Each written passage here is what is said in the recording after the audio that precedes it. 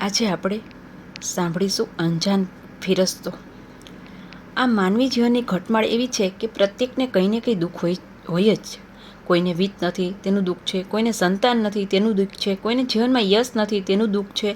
આ સૃષ્ટિની રચના કરી છે તે વખતે ભગવાને શું દુઃખની પણ લાણી કરી હશે? દરેકને ઘેર વધતા ઓછા પ્રમાણમાં શું દુઃખ મોકલી આપ્યું હતું? ખબર નહીં ભગવાને શા માટે આવું કર્યું હશે. બનવા જોગ છે કે તેની એવી ઈચ્છા થઈ હશે કે લાવ માનવીને દુઃખનો સ્વાદ ચખાડું, તેથી તેને સુખની મીઠાશની ખબર પડે. સાથે સાથે એ પણ ઈચ્છા હશે કે માનવી વિકસિત દ્રષ્ટિ કેળવી દુઃખને પણ સુખ તરીકે અનુભવે. અગ્નિદત્ત બ્રાહ્મણને પણ એક જ દુઃખ હતો, તેમાં છોકરાઓ સંસ્કારી ન હતા. ભાગ્યે જ આવો કોઈ હશે કે છોકરામાં સંસ્કાર નથી તેથી તે રડતો હશે.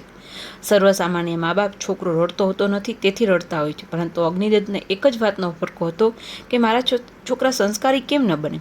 પૈસો ઘણો છે પણ સંસ્કાર નથી, અને સંસ્કાર વિના તો કંઈ જીવન છે? એ તો પશુનું જીવન છે. એક કાળે અગ્નિદત્ત ગરીબ બ્રાહ્મણ હતો. પોતાના પુરુષાર્થથી તેણે શૂન્યમાંથી પૈસો ઊભો કર્યો હતો એમ કહીએ તો પણ ચાલે.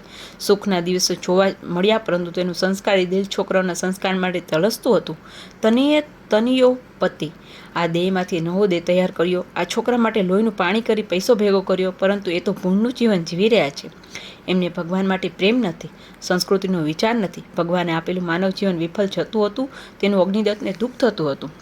એક દિવસ અગ્નિદત્ત બહાર ગયો હતો. તે વખતે એક તપસ્વી તેને ત્યાં અતિથિ થઈને આવ્યો. અગ્નિદત્તના ચારે પુત્રો ઉન્મત્ત હતા, ખાઈ પીને પોતાની મસ્તીમાં રહેતા હતા.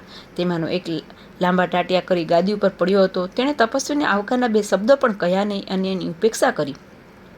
તપસ્વીએ બીજા છોકરાને પૂછ્યું, ભાઈ અગ્નિદત્ત ક્યાં છે? તો એ કહે, મને ખબર નથી, હું કહું છું તો એનું ધ્યાન રાખતો બેઠો છું, એવો ઉદ્ધતાએ ભરેલો જવાબ આપ્યો. તપસ્વીને આ જવાબથી ખૂબ જ દુઃખ થયું.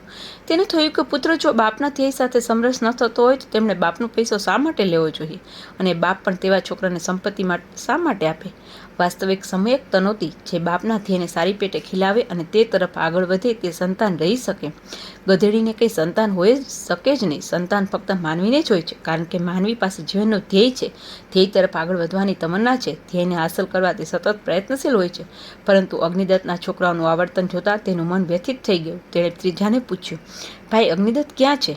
જોતા નથી હું રમું છું, મને રમતમાં ખલેલ ન પાડો. બીજો બરડી ઉઠ્યો. તપસ્વીને લાગ્યું કે અહીં પિશાચો વસે છે, સંપત્તિની ઉન્મત્ત થયેલા છોકરાઓ છે, અને એને ચાલતી પકડી. અગ્નિદત્ત તેમને સામા મળ્યા. તેણે તપસ્વીને નમસ્કાર કરીને પૂછ્યું, ક્યાં ચાલ્યા? પ્રસાદ લીધા વગર જાવ તે કેમ ચાલે? હું માણસોના ઘરે જમું છું, ગૃહસ્થના ઘરે જમું છું. અહીં ગૃહાશ્રમ દેખાતો નથી. અહીં તો પિશાચોનો વાસ છે. અહીં સંસ્કૃતિ નથી, અને સંસ્કારી ઘરમાં હું જમતો નથી. તપસ્વી રોષે ભરાયો. અગ્નિદત્તની વિનંતીને અમાન્ય કરી ચાલ્યો ગયો. અગ્નિદત્ત સંસ્કારીન પુત્ર માટે દુઃખી હતો જ, તેમાં આવો તપસ્વી બ્રાહ્મણ પોતાનું ઘર સંસ્કારહીન છે, આ ગૃહાશ્રમ નથી, પરંતુ પિશાચોનો વાસ છે એમ કહી જમ્યા વગર ચાલ્યા જવાથી તેના બળતામાં ઘી ઉમાયું. તે ચીડાઈ ગયો. બધા છોકરાઓને બોલાવી તેમને કહ્યું, આજે સાંજ સુધીમાં મારું ઘર છોડી ચાલ્યા જાઓ. આ પૈસો મેં કમાવ્યો છે, આમાંથી ફૂટી કોડી પણ તમને નહીં આપું. મારા પેટે આવા નાલાયક છોકરા ક્યાંથી પડ્યા? પોતે પૈસો કમાયા ન હતા, તેથી ચારો પુત્રને જવું પડ્યું, નહીં તો વખતે દાવો માંડે. તેમનામાં પહેલા ત્રણને કશું જ લાગ્યું નહીં, પરંતુ ચોથો સોમદત્ત તે થોડો ઘણો સંસ્કારી હતો. સંગદોષના લીધે તે બગડ્યો હતો. તેને લાગ્યું કે બાપાએ કર્યું તે બરાબર જ કર્યું છે. તેમણે રાત દિવસ મહેનત કરી લોહીનું પાણી કર્યું, અને આપણે એક ભૂંડની જેમ જે વૈભવમાં આરોળતા રહ્યા તેમનું કહ્યું માન્યું નહીં, તેમના વિચારોને અનુકૂળ વર્તન રાખ્યું નહીં. તેમનું દિલ દુભાવ્યું. મારી બહુ મોટી ભૂલ થઈ, મેં બાપાનો ગુનો કર્યો છે, આનું મારે પ્રાયશ્ચિત કરવું જ જોઈએ. ભગવાન પાસે આની ક્ષમા માગવી જોઈએ. અને તે હિમાલય બાજુ નીકળી પડ્યો. એકાદ નિર્જન પ્રદેશમાં જઈ તેણે ભગવાન શિવજીની પૂજા શરૂ કરી. પોતાના રહેઠાણની આજુબાજુ તેણે એક સુંદર બગીચો બનાવ્યો, એ ભાવનાથી કે મારા વૃક્ષ પર આવેલું ફૂલ હું ભગવાનને ધરીશ. તેણે વૃક્ષ લતા ઉપર પ્રેમ રાખી બગીચાને ઉછેરવા માંડ્યો. ધીમે ધીમે તેની દ્રષ્ટિ બદલાતી ગઈ. સવારે ખૂબ પ્રેમથી વૃક્ષો પાસે જાય, લતા પલ્લવ પર હાથ ફેરવે, અને તેના પરિશ્રમના પરિપાક રૂપે ઉગેલું પુષ્પ આવ્યું હોય તે ભગવાન શિવજીને ધરે. ભગવાનના ચિંતનમાં, તેની ઉપાસનામાં રત રહે. નિસર્ગના સાથે તેના લીધે જીવન તરફ જોવાનો તેનો દૃષ્ટિકોણ બદલાયો. નિસર્ગ પાસે માનવીનો દૃષ્ટિકોણ બદલવાની જબરજસ્ત શક્તિ છે. ઝાડ, પાન, ઝરણા, સૂર્યોદય અને સૂર્યાસ્ત, ગિરીશૃંગોની હારમાળા એમની પાસે જવું જોઈએ, એમના સાનિધ્યમાં રહેવું જોઈએ. તેનાથી માનવીની વૃત્તિ બદલાશે. તેથી જ આપણા ઋષિમુનિઓએ ગામ બહાર જંગલમાં જઈને રહેતા હતા. સમાજમાં રહ્યા એટલે વ્યક્તિનો અહંકાર પોસાવાનો જ. હું અમલદાર છું, હું પ્રધાન છું, હું મંત્રી છું, મને માન મળવું જોઈએ વગેરે વૃત્તિ રહે એ સ્વાભાવિક છે. પરંતુ એકાદ વૃક્ષ નીચે એકાદ પ્રધાન, એકાદ ખેડૂત બંને સાથે બેસે તો પણ વૃક્ષને મન બંને સરખા છે, તેને કોઈ હર્ષશોક નથી. જંગલમાં રાજા મરી જાય તો પણ જંગલનું જીવન તેનું તે જ રહે છે. પક્ષીઓનો કિલકિલાટ ચાલુ જ રહે છે. સૂર્યોદયનો આનંદ બધે એક સરખો જ હોય છે. એને લીધે વાતાવરણ ગમગીન નથી હોતું. વૃક્ષને આપણી સંસ્કૃતિ ખૂબ જ મહત્વનું સ્થાન આપે છે. વૃક્ષને દેવ સમજી તેની પૂજા કરવામાં આવે છે. વૃક્ષ જેવો મહાપુરુષ બીજો કોઈ નથી. વૃક્ષ પોતે જ પોતાની શક્તિથી પૃથ્વીના પેટાળમાંથી જીવનરસ ખેંચે છે. પોતે ટાઢ તડકો વેઠી થાક્યાને વિસામો આપે છે. શુદ્ધાર્થને મીઠા ફળ આપે છે. પથિક વિસામો લે છે. મીઠા ફળ ખાઈ અને પોતાના પ્રવાસે ચાલ્યો જાય. આભારની પણ અપેક્ષા નથી. તમે એને યાદ કરો કે ન રાખો, પણ તેને હર્ષશોક નથી. આ વૃક્ષ એટલે શિસ્ત પ્રજ્ઞનું જ્વલંત ઉદાહરણ છે. ગિરીશ શૃંગો પાસે બેસવાથી જીવનમાં શૈર્ય કેળવાય છે. સાગર ગાંભીર્ય શીખડાવે છે. નદી ઝરણા જીવન આપે છે. અને પુષ્પ માર્દવતા લાવી જીવનને સૌરભથી મહેકતું રાખી શકાય તેવો સતત પાઠ આપે છે. નિસર્ગ માનવીની બુદ્ધિ બદલે છે. જીવનનો દૃષ્ટિકોણ બદલે છે. ભાવ જીવનને પુષ્ટ કરે છે. જીવનમાં જો પ્રભુ ભક્તિ લાવવી હોય, આધ્યાત્મિક જીવન જીવવું હોય તો ભાવ જીવન પુષ્ટ થવું જ જોઈએ. તેવી જ રીતે આપણા તપોવનો જંગલમાં હતા. આપણી સંસ્કૃતિનું સંજન જંગલમાં જ થતું હતું. આજે આપણે વૃક્ષ પર પ્રેમ નથી. ભલે આપણે વન મહોત્સવ ઉજવીએ, વૃક્ષારોપણ કરીએ, પરંતુ તે પાછળ ઉપયોગતાની ભાવના છે, એક ફેશન છે. નિસર્ગના સતત સાનિધ્યથી પથરા જેવો સોમદત્ત ભાવપૂર્ણ બન્યો. તેનું ભાવજીવન પુષ્ટ થયું. રોજ સવારે ભગવાન શિવજીની પૂજા કરે, બગીચાની દેખભાળ રાખે, બપોર નમતા બાજુબાજુના અસંસ્કૃત વર્ગના લોકોને ભેગા કરી ભણાવે, ભગવાનનો સંદેશો કહી સંભળાવે. દિવસ ઢળતા પાછો વૃક્ષ પાસે બેસે, તેમની પાસેથી જીવન લે. એક દિવસ બ્રાહ્મ મુહૂર્તે 4 વાગે સોમદત્ત ભગવાનના શિવજી એકાગ્ર કરી બેઠો હતો. તે વખતે ભગવાન શિવજી પ્રસન્ન થયા. તેનું અંતઃકરણ પ્રભુ પ્રેમથી ભરાઈ આવ્યું. ભગવાનના ચરણકમળ આંસુથી ભીંજાઈ ગયા.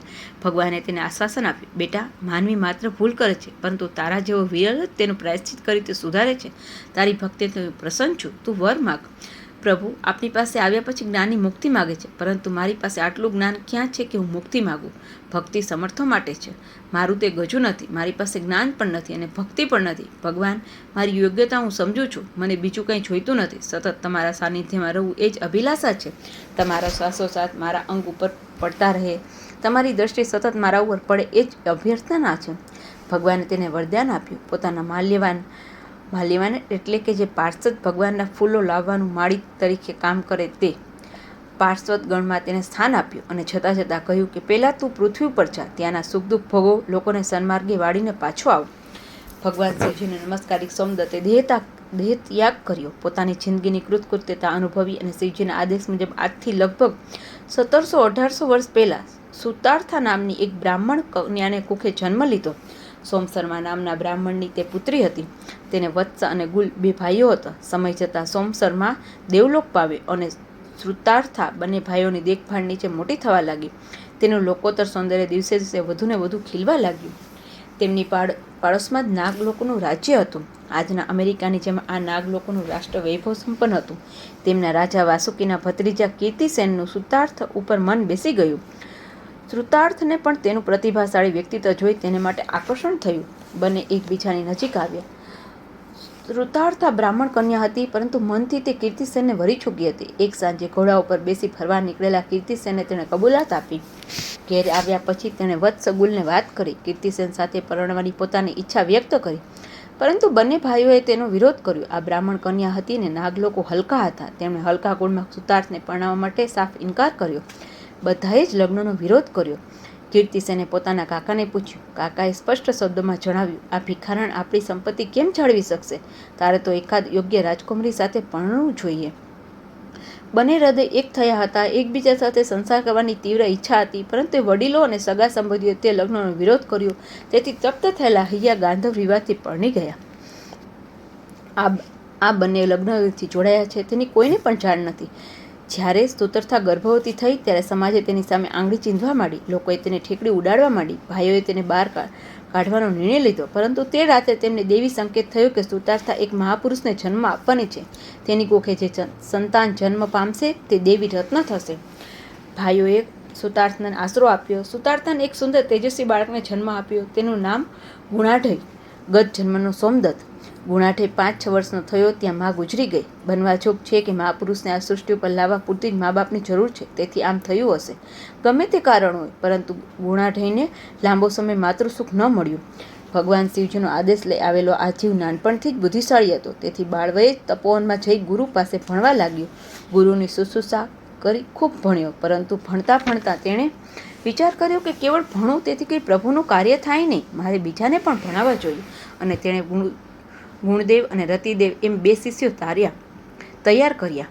ગુરુની આજ્ઞા લઈ ગુણાઠે અને તેના બંને શિષ્યોએ ફરતા ફરતા તદ્દન પછાત લોકોમાં પોતાનો મુકામ રાખ્યો. તદ્દન એવી વસ્તી કે જ્યાં સંસ્કૃતિનો વિચાર ગયો ન હતો, ત્યાં સદાચાર ન હતો. લોકો પશુતુલ્ય જીવન જીવતા હતા. ભૂખ લાગે એટલે ખાય અને ભોગવવાની વૃત્તિ થઈ એટલે ભોગો ભોગવે. આવી વસાહતમાં પ્રેમથી લોકોના વિશ્વાસ સંપાદન કર્યો, સભ્ય અને સંસ્કૃતિ જીવન જીવતા શીખડાવ્યું.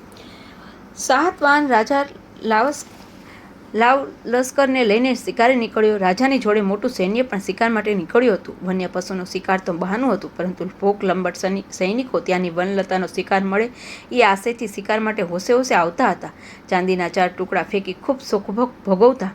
શિકારે જગતી વખતે રાજાએ એક જંગલી છોકરાને ચાંદીના થોડા ટુકડા આપ્યા. છોકરાએ તે ટુકડા લેવાની ના પાડી. રાજાએ રોકડું પરખાવ્યું કે આ ગામના લોકો કોઈ પણ વસ્તુ લેતા નથી. રાજાએ આશ્ચર્યથી પૂછ્યું કે 6 વર્ષ પહેલાં જ્યારે હું અહીં આવ્યો હતો ત્યારે ચાંદી લેવા બધા પડાપડી કરતા હતા, અને આજે એકાએક આમ કેમ? છોકરાએ કહ્યું, આજે સમય બદલાઈ ગયો છે. અહીં 3 મહાપુરુષો આવ્યા છે અને તેમની પાસેથી અમે શિક્ષણ મેળવ્યું છે કે કોઈનું કંઈ પણ કાર્ય કર્યા વગર આપણે કશું જ લઈએ નહીં. સૈનિકોને પણ આવો જ અનુભવ થયો. જંગલમાં ગયા પછી સુંદર સ્ત્રીઓને 5-25 ટુકડા નાખી લલચાવવાનો પ્રયત્ન કર્યો, પરંતુ તે નિષ્ફળ ગયો. સ્ત્રીઓ કહે, ચાંદીના ટુકડા લઈ વેચવા માટે ભગવાને આ શરીર નથી આપ્યું. શરીરમાં ભગવાન વસે છે, તે વેચાતું ન મળે. હું પણ કંઈક છું એવો તેમનામાં અહમ જાગૃત થયો હતો. ગુણાઠેએ ગીતાની મૂર્તિ તેના કાનમાં ફૂંકી હતી. આ ગીતાની મૂલ્યે અબડાને સબળા બનાવી હતી. કામ તૃપ્તિથી વંચિત રહેલા સૈનિકોએ ગુણાઠઈને ગાળો ભાંડીને આશ્વાસન મેળવ્યું. રાજા સાથેના પ્રધાનોને લાગ્યું કે કોઈ દંભી માણસો આવી આ જંગલ પ્રજાને રાજા વિરુદ્ધ ભડકાવતા હશે. જો તેઓ ખરેખર પંડિત હોય તો રાજા પાસે દરબારમાં ન આવે. પંડિત વિદ્વાન આ જંગલી લોકો ભેગા શા માટે પડી રહે છે? કાં તો તેઓ દંભી હશે અથવા તેમનામાં અક્કલ નહીં હોય. બ્રાહ્મણનું ખોડિયું રહ્યું. ગામમાં તેમની ઉપેક્ષા થઈ હશે, તેથી અહીં રોટલો મેળવવા આવ્યા હશે. રાજાને થયું, આપણે અહીં પડાવ નાખીએ, એને જોઈએ તો ખરા કે આ લોકો શું કરે છે. ત્યાંનું દ્રશ્ય જોઈ રાજા અચંબામાં પામ્યો. ત્યાં યજ્ઞ ચાલતો હતો. બધા જંગલી લોકોએ ભેગા થઈ સ્વાહા કરી યજ્ઞમાં આહુતિ આપી. બપોરે ભગવાનને નમસ્કાર કરી બધા સાથે જમ્યા, ભજનો ગાયા. બપોરે નમતા ગુણાઠેએ તેમને બોધપાઠ આપ્યો અને નમતી સાંજે સૌ વિખેરાયા. રાજાને ગુણાઠી માટે કુતૂહલ જાગ્યું. તેને તથા તેના શિષ્યોને પોતાની સાથે રાજ દરબારમાં લીધા. રાજાને મનમાં હતું કે રાજ દરબારમાં ગુણાઠીનું ભર સભામાં પારખું લઈશું. રાજ દરબાર ભરાયો. તેમાં માણસ માતું ન હતું. આ વિચિત્ર પંડિતને જોવા માટે આખું ગામ ઉભરાયું હતું. સાતવાહન રાજાએ ગુણાઠીનો પરિચય આપી રાજપંડિતો ચર્ચાનો ઉદ્દેશ આપ્યો. ભૂખ્યા વરુ જેમ શિકાર ઉપર તૂટી પડે તેમ બધા પંડિતરાજ ગુણાઠી ઉપર તૂટી પડ્યા. પરંતુ ગુણાઠીની પ્રતિભા પાસે બધા જ પંડિતો ઝાંખા પડી ગયા. જાણે સૂરજ પાસે ડોક્યું, જાણે સૂરજ પાસે કોડ્યું. તેમના બધા જ વાઘબાણો બોચા થયા. બધા ગલીન પાત્ર થઈ શરમથી મોઢું ઢાંકી બેસી ગયા. રાજાને લાગ્યું કે ગુણાઠી ખરેખર રત્ન છે અને કર્તવ્ય નિષ્ઠાથી આ જંગલી વસાહતમાં કામ કરે છે. સાતવાહનના મુખ્ય પંડિત શર્મા-વર્માએ પણ ગુણાઠીની બુદ્ધિની કદર કરી. તેને પગે લાગ્યો અને કહ્યું કે આપ અદ્વિતીય છો, મહાન છો. આપના જેવાને કસોટીએ ચડાવ્યા એ અમારે માટે શરમજનક હતું. સાતવાહને ગુણાઠીને પોતાના રાજ દરબારમાં જ રહેવાની આગ્રહભરી વિનંતી કરી. રાજાના અતિ આગ્રહને માન આપી અહીં રાખવાની ભગવાનની ઈચ્છા હશે એમ સમજીને તે સાતવાહનના દરબારમાં રહ્યા. સાતવાહન રાજાની રાણી વિદુષી હતી. સાતવાહન રાજા રાણી જેવો પંડિત ન હતો. શાસ્ત્રમાં એની બુદ્ધિ સાધારણ હતી. એક વખત રાજ્ય ઉદ્યાનમાં રાજરાણી જલક્રીડા કરતા હતા. રાણીના અંગ ઉપર રાજાએ પાણી નાખ્યું. રાણી પાણીના મારથી મૂંઝાઈ અને બોલી, મોદકે સિંચમામમ. રાજા સમજ્યો, મોદકથી સિંચન કર. રાજાએ સેવકને હુકમ કર્યો કે મોદક લઈ આવો. રાજાનો હુકમ થતાં તરત જ લાડુ હાજર થયા. રાજાએ રાણી ઉપર લાડુનો મારો શરૂ કર્યો. રાજાના અવર્ધનથી રાણીને આશ્ચર્ય થયું, પરંતુ તે તરત જ કળી ગઈ કે રાજાની ગેરસમજ થઈ છે. તેણે કપાળે હાથ ફૂટ્યો અને રાજાને કહ્યું, મારા શ્રી, મેં તમને લાડુનું સિંચન કરવા નહોતું કહ્યું. મેં તો તમને કહ્યું હતું કે મા ઉદ્દેકે સિંચમામમ, મારા ઉપર પણ પાણી ન ફેંકો. રાજા થોભીલો પડી ગયો. તેની બેઆબરૂ થઈ. તેનો અહમ ખવાયો. તેથી તેને ખૂબ દુઃખ થયું અને તેણે નિર્ણય લીધો કે મારે વ્યાકરણશાસ્ત્રનો અભ્યાસ કરવો જોઈએ. મને વ્યાકરણશાસ્ત્ર આવડવું જોઈએ. રાજા અને શર્મામાં વાતો કરતા હતા ત્યાં ગુણાઠી આવી પહોંચ્યો.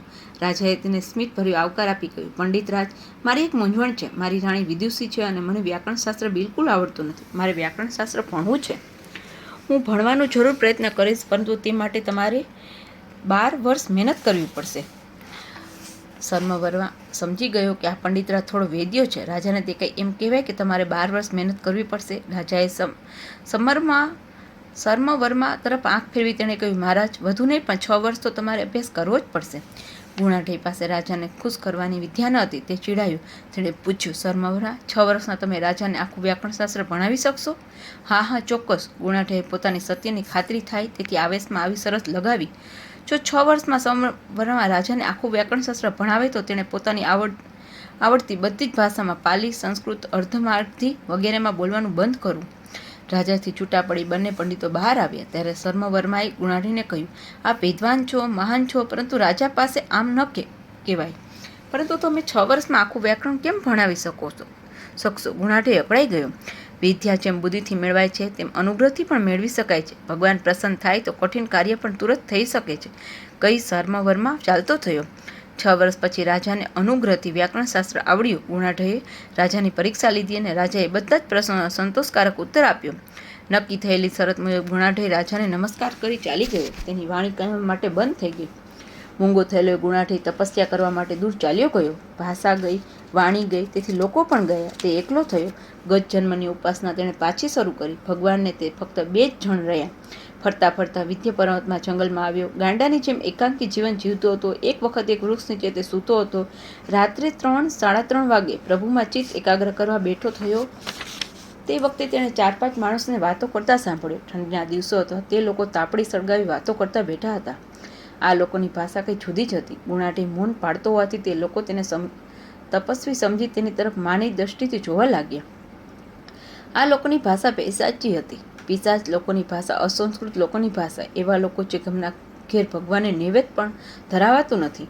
આપણા ઘેર શ્લોકો બોલાતા નહીં હોય તો આપણું ઘર પણ પિશાચનું છે એમ સમજજો. આ પૈશાચી ભાષા તેને આવડતી ન હતી. હળવે હળવે તે પૈશાચી ભાષા શીખ્યો. તેણે લોકગીતો સાંભળવા માંડ્યા.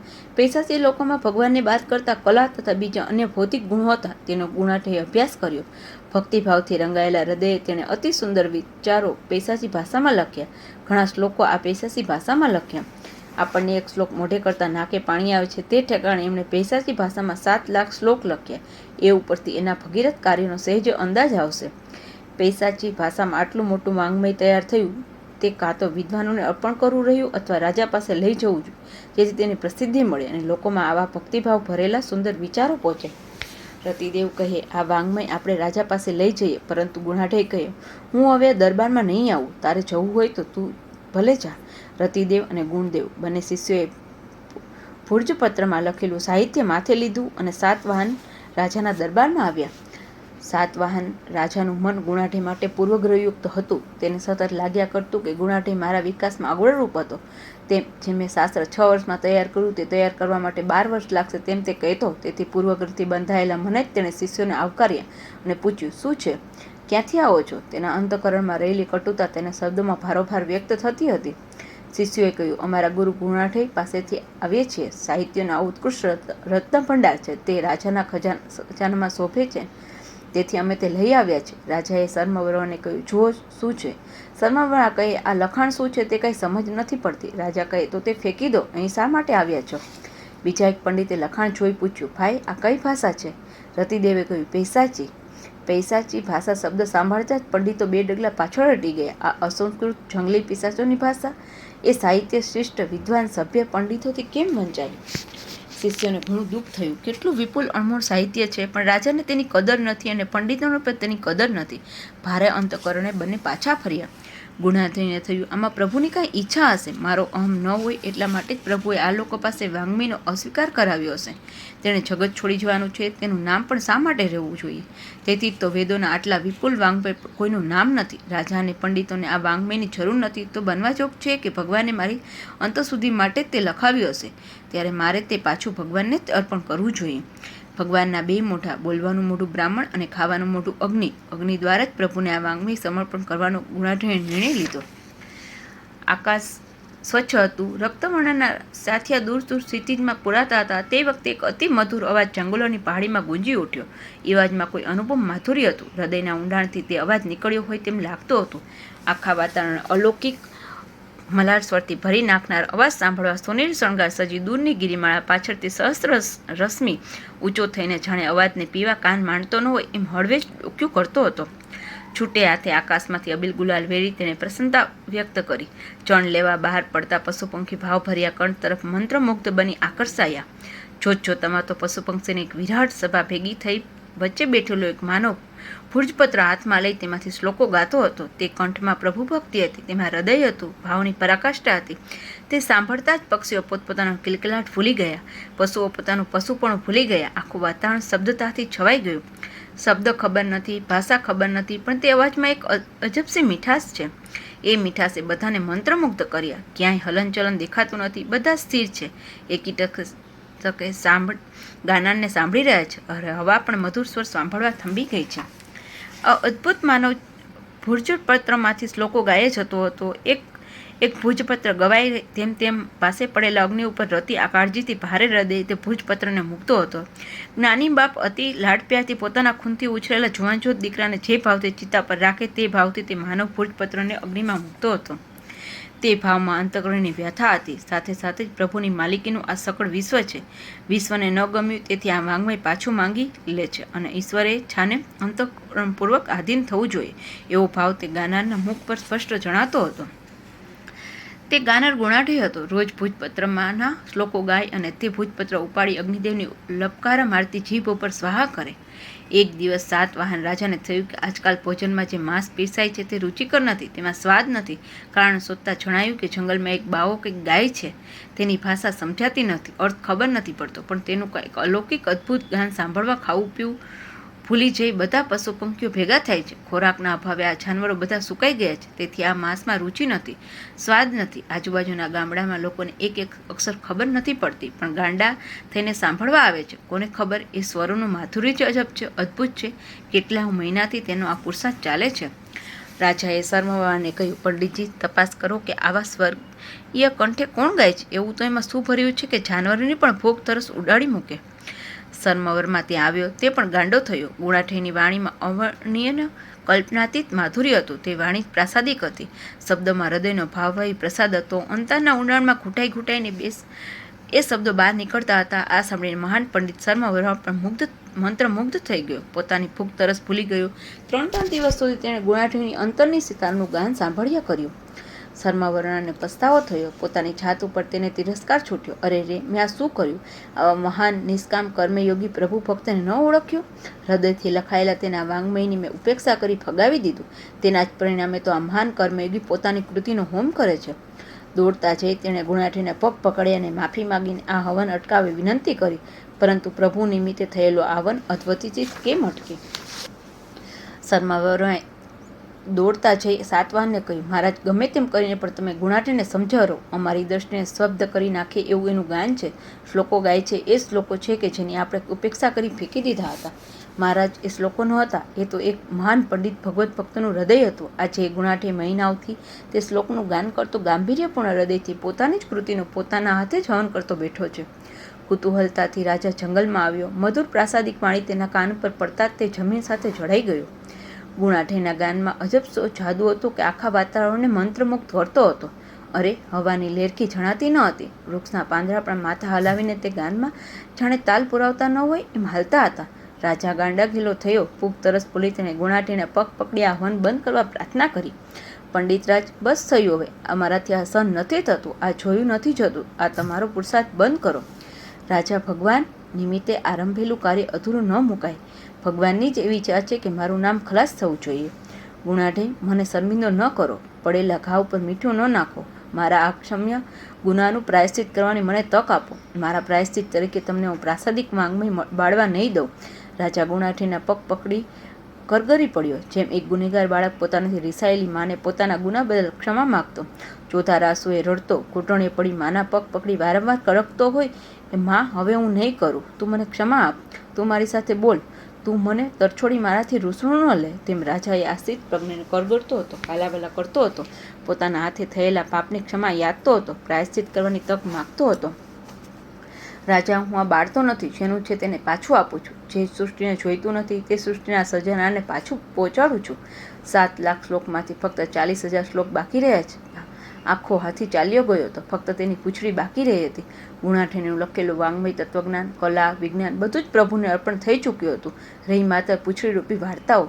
ઉત્કૃષ્ટ વાङ्મય પોતાની મૂર્ખાઈને લીધે નામશેષ થયું. ઉત્કૃષ્ટ તત્વજ્ઞાન, અતિશય લાલિત્યપૂર્ણ કલા અને વિજ્ઞાનનું અમૂલ્ય લખાણ હંમેશને માટે ખલાસ થયું.